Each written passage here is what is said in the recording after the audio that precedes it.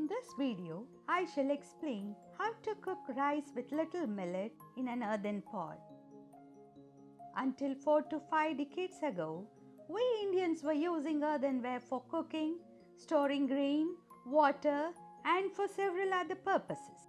Even today, we find tribals continuing to do so.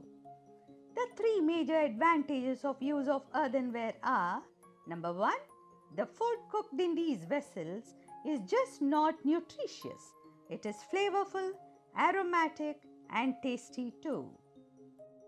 Number 2, earthenware is 100% biodegradable. Therefore, even after they get damaged, they cause no harm to the environment. Pottery happens to be a cottage industry. Several families in villages depend on it for their livelihood. By using earthenware, we will indirectly be helping the rural economy to a certain extent. This happens to be the third advantage. I have taken a glassful of little millet. I shall now rinse the millet and filter the water using a stainless steel strainer. Little millet and barnyard millet require less water as compared to the other three Siridhanyas.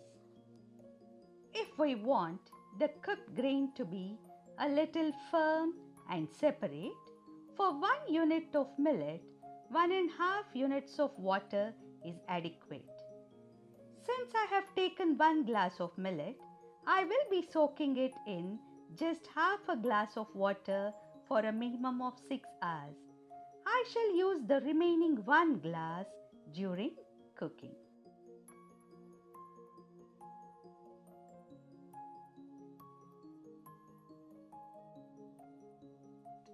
On a low flame burner, put a grid like this and place the clay vessel over it.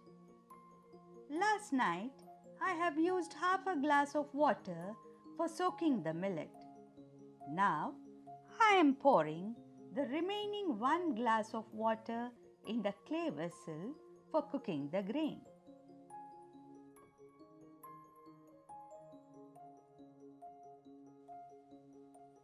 I shall now turn on the stove, cover the vessel and allow the water to boil. Simultaneously, on another burner, I shall boil a glassful of water. In a while, I shall let you know why this water is needed. Let me just check if the water in the clay pot started to boil. Oh, the water needs a couple of minutes more to boil. Water in this stainless steel vessel is getting ready to boil. I shall now turn off the stove. The water will be used only if needed. I am checking once again if the water in the clay pot started to boil.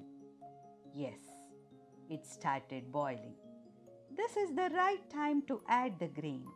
I shall first add a little ghee to prevent clumping of the grains, and then the millet along with the water in which it is soaked. This water should not be discarded.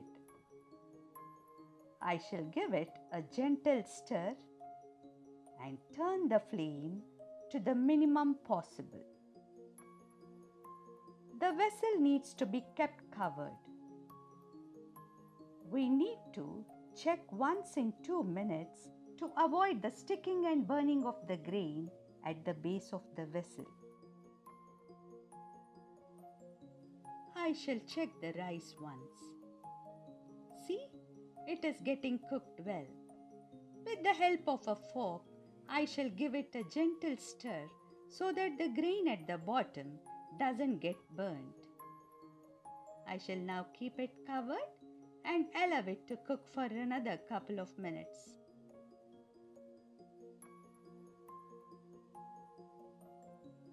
Look, the grain has absorbed all the water and appears to be done.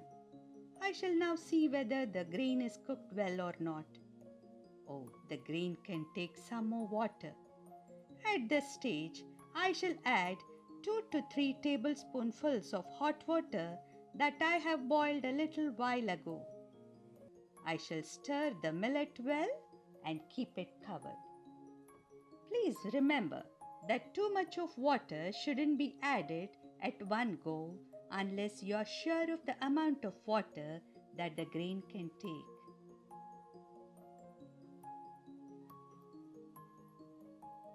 Look, the millet rice is almost done.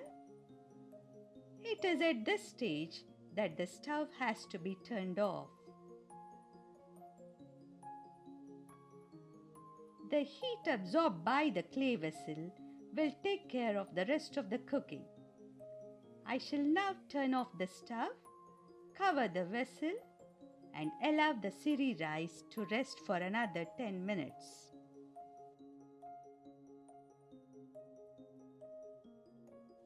It is 10 minutes now. I shall open the lid of the vessel. Observe how well the rice got cooked. The grains are separate, soft yet firm. I cooked the millet just for 10 minutes and allowed it to rest for another 10 minutes. I will now keep it covered for 10 minutes more before serving.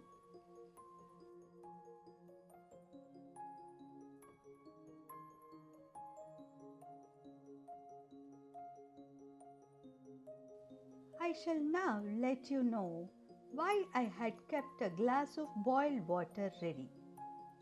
Adding cold water or water at room temperature to the cooking grain not only slows down the cooking process but may also affect the texture of the grain.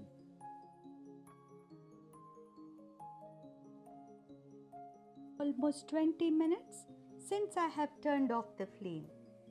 Look at the texture of the grain. It is even better now. Siri rice cooked this way is suitable for making fried rice, tamarind rice, biryani, etc., where the cooked grain is required to be separate. Those who need the rice to be soft may add more water. The amount of water required for cooking depends on how aged the grain is.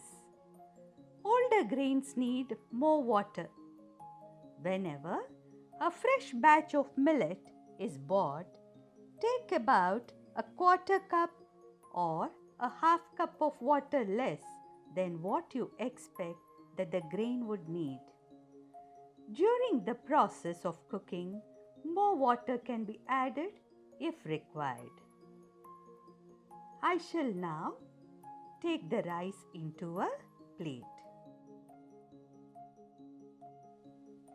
Soaking the grain well for 6 hours, slow cooking in earthen pot, addition of ghee to prevent clumping of the grain, and the right ratio of grain to water are all the reasons why the siri rice has come out as desired.